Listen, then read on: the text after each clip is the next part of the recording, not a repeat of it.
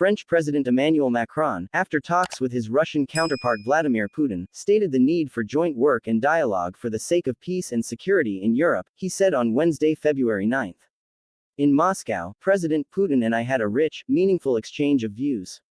To maintain stability, peace and restore the mechanisms of trust, it is our duty to work together. We are both convinced of this. There is no reasonable solution that would not go through dialogue. This must continue in order to resume the process of de-escalation, to obtain security guarantees on the borders of our Europe.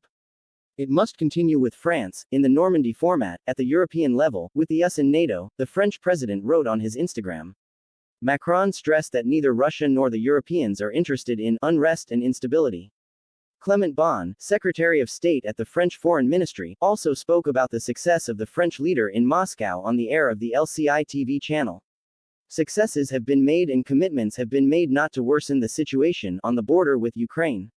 Macron is the only European leader who has a serious dialogue with Putin, the diplomat said. Macron also told American President Joe Biden about his trip to Moscow.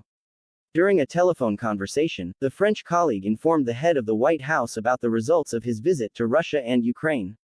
They spoke of ongoing diplomatic efforts, including containment, being undertaken in close coordination with our allies and partners in response to Russia's ongoing military buildup on Ukraine's borders, the White House said. The talks between Putin and Macron took place on Monday, February 7, in the Kremlin. The conversation between the two leaders lasted more than 5 hours. Putin and Macron began their conversation in the representative office of the first building of the Kremlin, and continued over a working lunch. Meeting his French colleague, Putin noted that he had not seen Macron in person for 2 years, so many issues have accumulated that can and should be discussed in a direct format. The French leader noted that a dialogue with Russia is necessary as the only way to ensure real stability and security for the European continent. During the final press conference, Putin stressed that statements about the aggression of the Russian Federation, at least, do not correspond to sound logic.